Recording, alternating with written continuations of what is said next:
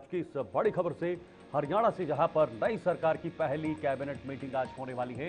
नई सरकार का गठन हो चुका है और आज नई सरकार की पहली कैबिनेट मीटिंग भी होगी।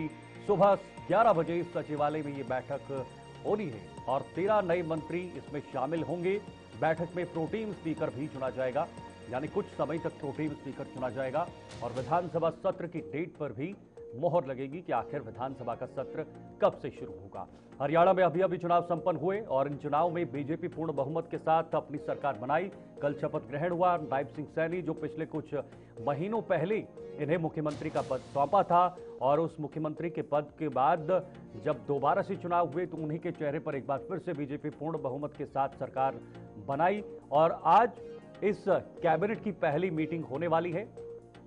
इस कैबिनेट मीटिंग में तमाम जो कैबिनेट में जो प्रवेश हुए लोग हैं वो शामिल होंगे। मीटिंग होगी और जो सरकार की नई रूपरेखा है, जो सरकार का एक रोड मैप है, उसको भी तैयार किया जाएगा कि आने वाले 5 साल में कैसे लोगों के हितों में काम करना है। संदीप गोयल इस वक्त हमारे साथ ज्यादा जानकारी के लिए जुड़ चुके हैं। संदीप, नई कैबिनेट, नई ऊर्जा, पूर्ण बहुमत, एक अलग ही तरीके का उत्साह इस सरकार में नजर आ सकता है। जी बिल्कुल, देखिए ऊर्जा की बात कर रहे हैं तो पहला ही दिन है आज और पहले दिन ही जो है 11 बजे मीटिंग बुलाई गई है मंत्रिपरिषद की। और उसमें ये माना जा रहा है कि कई अहम जो है फैसले अब जो है सरकार ले सकती है, जिसमें जिस तरह से वादे जो है चुनावी वादे जिसमें कहा जा सकता था उनमें जो ऐलान करने थे उनका कहीं ना कहीं आज जिक्र हो सकता है। और जिसमें सबसे बड़ी जो जिक्र सामने आ रही है उसमें जो महिलाओं और युवतियों को जो 2100 रुपए देने की बात जो है बीजेपी की उस वादे में की गई थी उसका ऐलान किया जा सकता है। 500 रुपए कैसे जो है गरीब के जो है सिलेंडर देने का काम किया जा सके उसको एक ऐलान हो सकता है। और क्या क्या योजनाएं सरकार लेकर इस बार आ सकती है जनता के लिए, इन तमाम चीजों का जिक्र हो सकता है। और इन्हीं पराली जलाने और किसानों को लाभ, इन तमाम चीजों का जिक्र जो है इस बैठक में किया जाएगा। हम्म। और अब से कुछ ही देर बाद जो है जो मंत्री बनाए गए हैं वो अपने जो है मंत्रालय विभागों में पहुंचेंगे और वहां पर जो है अपना कार्य जो है शुरू करेंगे।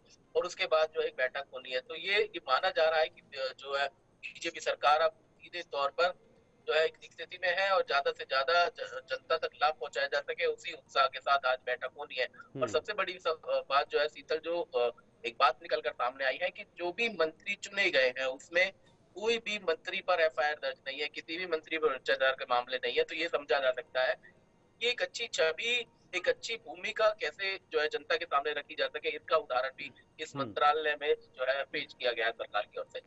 तो क्या पूरी एक सहमति बनी? मंत्री पदों के लिए कोई दिक्कत नहीं हुई और अनिल विज ने जिस तरह से सीएम की रेस में अपने आप को रखा था, उन्हें वरिष्ठ नेता या विधायक उन्होंने कहा था अपने आप को, क्या पूर्ण सहमति के साथ ये कैबिनेट बनी है और अब कोई दिक्कत नहीं, आगे ये सरकार बिल्कुल स्थिर तरीके से चलने वाली है? शीतल, बहुत महत्वपूर्ण है कि कैसे अनिल विज जो है पिछले दिनों हम कहते नजर आए थे और ये सुनते हुए नजर आए थे कि कैसे जो है वो 6 बार के विधायक रहे, अब 7वीं बार को विधायक बना है। तो मंत्री के साथ साथ वो सीएम पद चाहते थे और कहते चाह रहे थे कि सीनियरिटी के तौर पर मुख्यमंत्री बनाया जाए।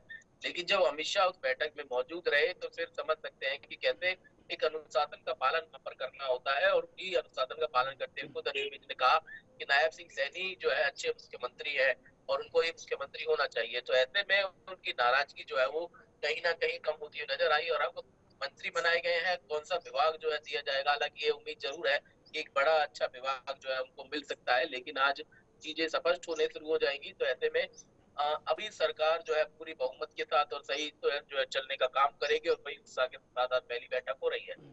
बिल्कुल संदीप, एक सबसे जो इंटरेस्टिंग बात इस कैबिनेट में है वो सभी वर्गों को ख्याल रखा गया है। ओबीसी हों, पंजाबी हों या फिर बाकी अन्य वर्ग हों, इसमें महिलाओं को भी शामिल किया गया है। तो क्या हरियाणा के हिसाब से एक बैलेंस कैबिनेट इसको माना जा सकता है?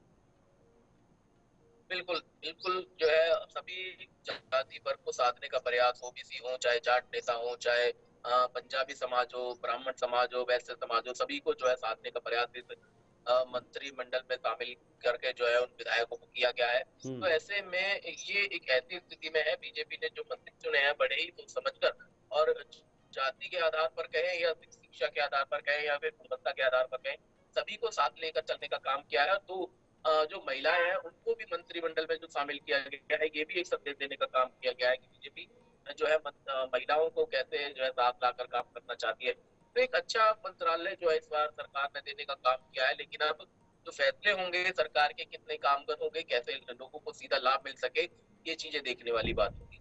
बिल्कुल संदीप, आज पहली कैबिनेट मीटिंग है तो क्या खास कदम उठाया जा सकता है, क्योंकि नायब सिंह सैनी फैसलों के लिए जाने जाते हैं, फैसलों में झिझकते नहीं हैं। तो आज क्या ऐसी संभावनाएं हैं जो हरियाणा के लोगों के हितों में उठाया जा सकता है? बिल्कुल देखिए, आज की जो पहली बैठक होगी, बिल्कुल सभी की निगाहें इस बैठक पे होंगी, क्योंकि सरकार की पहली फैसले क्या कुछ लेती है जनता के लिए, क्या कुछ परिषद की बैठक में से क्या फैसला निकल कर आता है, ये बहुत महत्वपूर्ण है।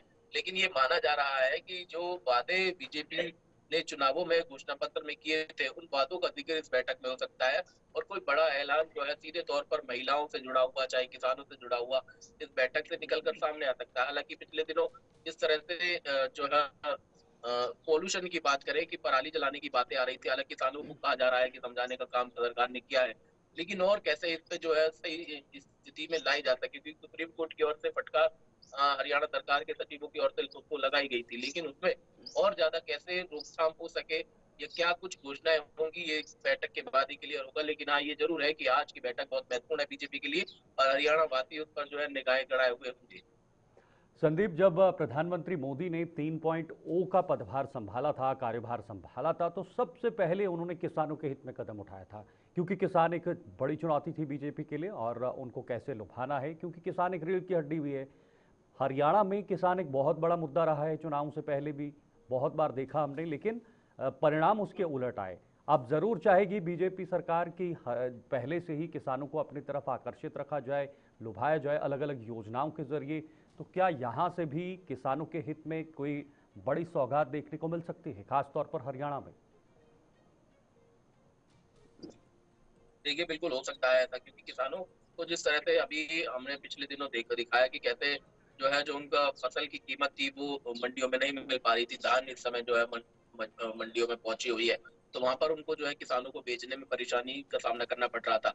और उसके बाद जो है एक तरफ पराली जलाने की बातें भी सामने आ रही थी, किसानों पर जो है एफआईआर दर्ज करने की बातें सामने आ रही थी। तो ऐसे में किसानों पर एफआईआर ना हो और उनको समझाया जा सके, उनको सब्सिडी जो है पराली ना जलाए, जो अवशेष जलाने वाली मशीनें होती है उनको जो है कैसे सब्सिडी पर दिया जा सके, इन तमाम चीजों का जिक्र इस बैठक में किया जा सकता है।